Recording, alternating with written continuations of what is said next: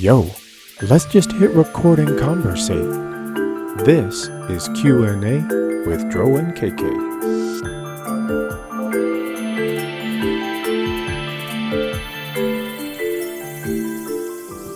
Okay, I think we're recording. Hi everybody, I'm Dro. And I'm Kristen. And we were having a really good conversation the other day, and we thought it was unfair for us to just have that conversation just between the two of us. We were talking about so many cool things that we thought would be valuable information to share with other sellers and people in the sales industry, sales enablement. So we decided we should press record. And that is literally what we just did. We just pressed record. So, hopefully this will be valuable to you guys. We did pretty ourselves up for you guys too, though. But we wanted to have a series of conversations. She got lip gloss on. I put some stuff in my hair, got my button up on. And we do have a series of topics that we'd like to dive into. And we think that we could share some stuff that might be really valuable for you guys. So today, we wanted to talk about an important topic. Kristen, what are we going to talk about today? I get asked the question all the time, Kristen, how do you think sales is changing? Which is interesting because obviously people are feeling, the unease or the unknowns or the fears, that come along when something is changing. And so that's what Isidro and I were chatting about when we decided to hit record. So we're going to focus on that topic. How is sales changing, and what does that mean for all of us as sellers? What does it mean for us as leaders, as managers? What does it mean for us that are in, the technical selling space, like sales engineers, right? Yeah. There's so much change and there's so much to talk about. So we thought that would be our first topic. So right. What would you say is what's the first thing that comes to mind when you think about how sales is changing?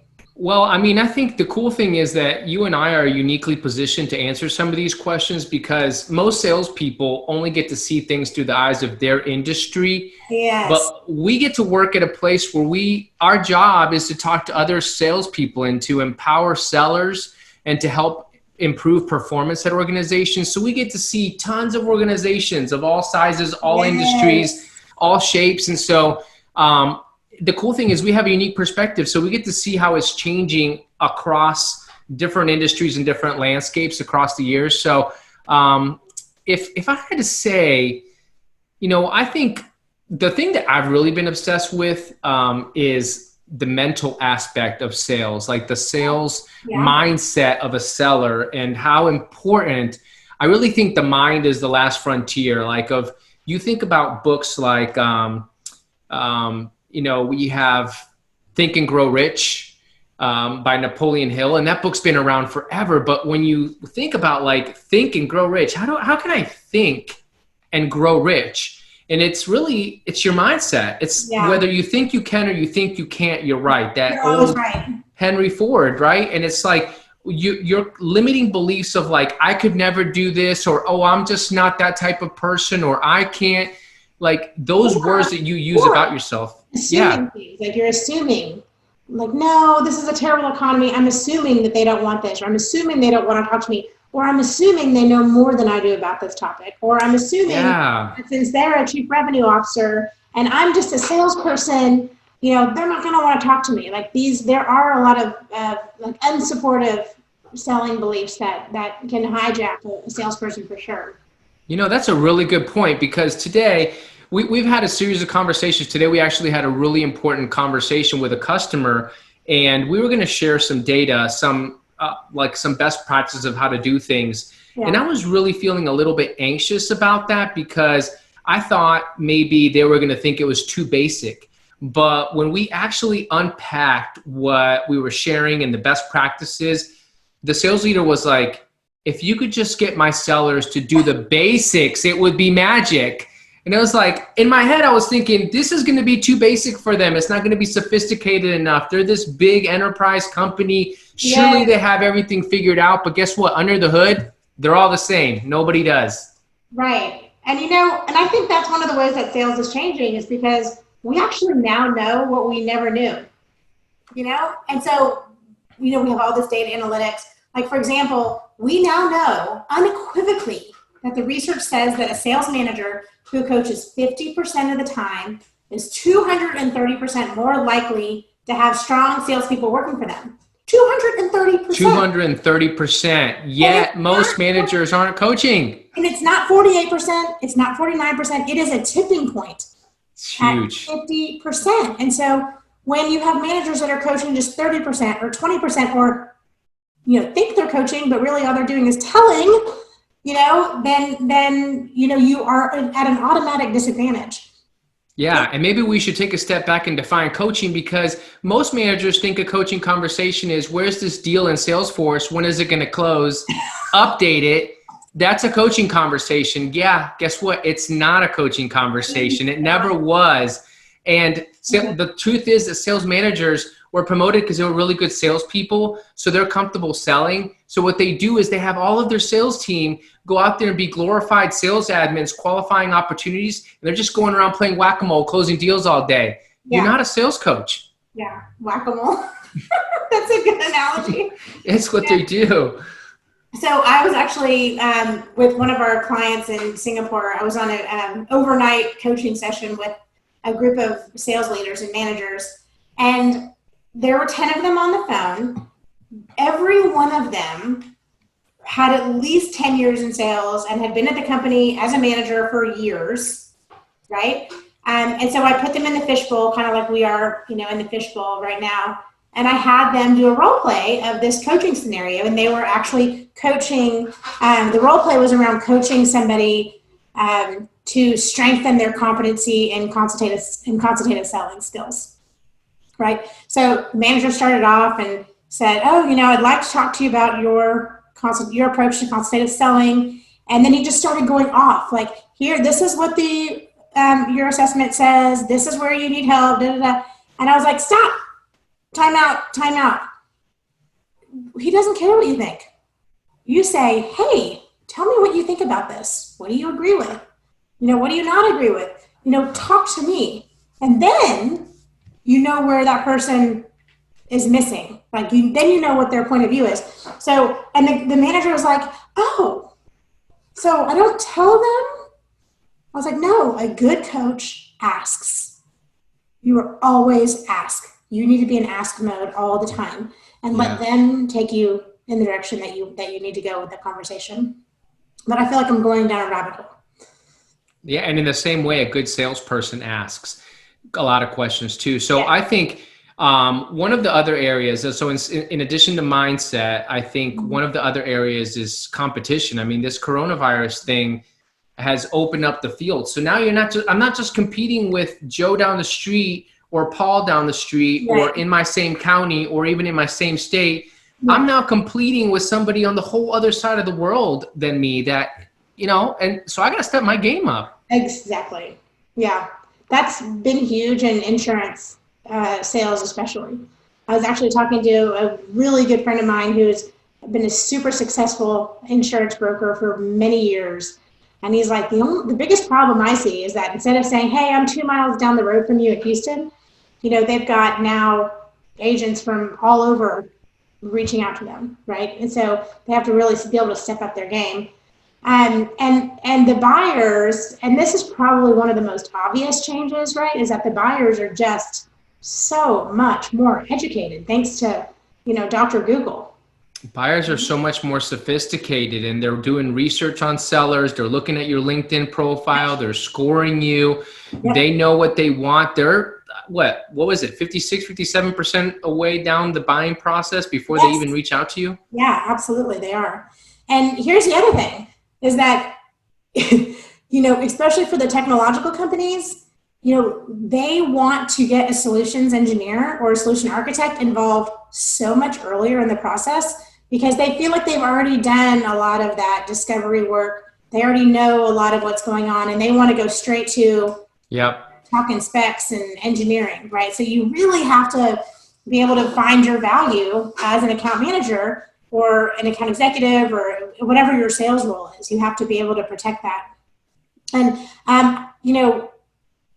I think a lot of this of what's changing, like I said, is just now knowing what we never knew, right? And so one of the challenges we know is that, 15% of the world, literally, we have assessed 2 million salespeople, and 15% of them have a average to weak consultative selling competency, right? And consultative selling is super misunderstood. I'm not talking about,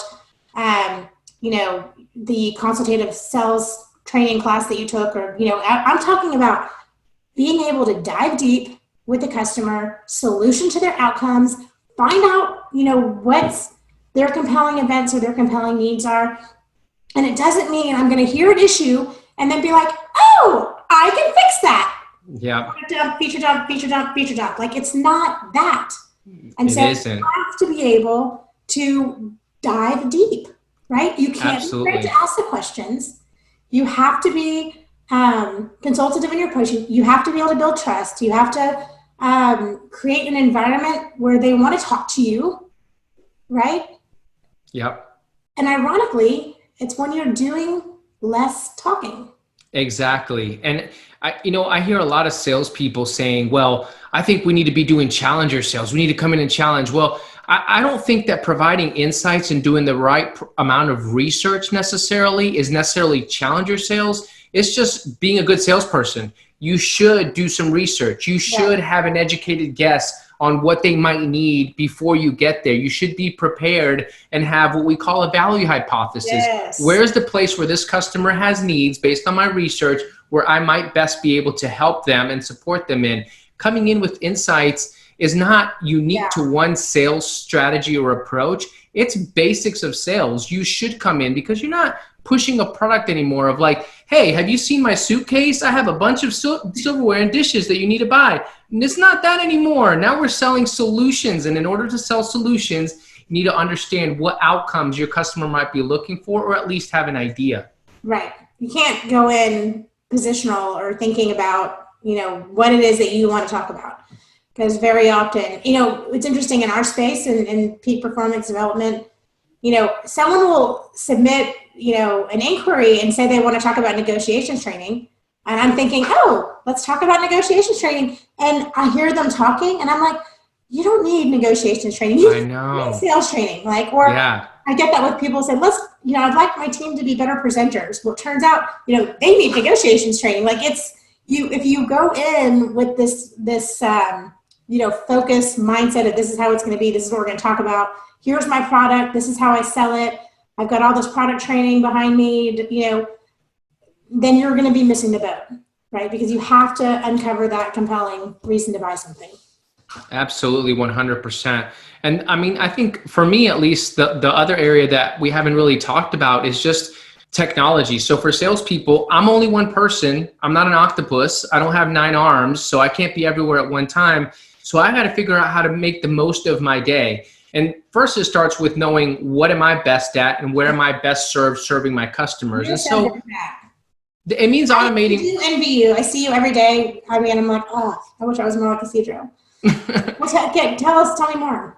Well, it's just, I got to figure out how I can automate the things that I'm not good at and how I can leverage, because I do want control. But if I have control, that means that I'm doing everything and I'm not allowing other people. So one of the things I've really worked hard at over the last few years is creating a team of people that I can trust, and then automating parts of the process where I can automate. There's so much technology out there, whether it's technology to automate, emails that you send out, and you're really good at mail merge. That's one of the things I wish I was better at. But it's things like that where you just automate things that feel personalized to your customers, but it allows you to do the things that you're best at better. Yeah, absolutely.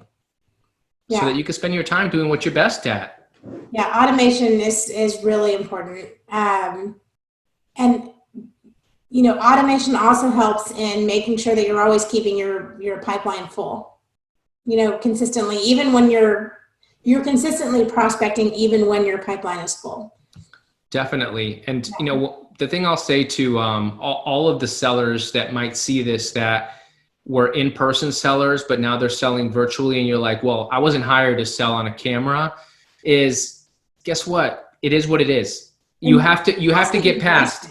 You have to, because I know you're going through the change curve, and there's frustration, there's anger and denial and all of those steps of the change curve. But in reality, it's like, I heard Simon Sinek talking about this the other day, and he said, there's this little restaurant in New York. They're a fine dining restaurant, Italian food, and the COVID-19 happened, but they didn't fire all their waiters. Instead, they repurposed them, and now they're packaging up food in these beautiful packages, and they're allowing their customers to come, still have a fine dining experience. But for any waiter that says, hey, I was hired to be a waiter, I'm only a waiter, guess what? Yeah. We don't have a job for you, because that's not a job that's needed right now. Well, but we could still offer you a job if you're willing to change your mindset a little bit and adapt. And so it's about adaptability in sales. It is. And God, I think you really hit the nail on the head. And on next Friday, May 29th, depending on when you're listening to this, we're having a webinar called How to Sell When No One Is Buying. And one of the key things is just what you said. It's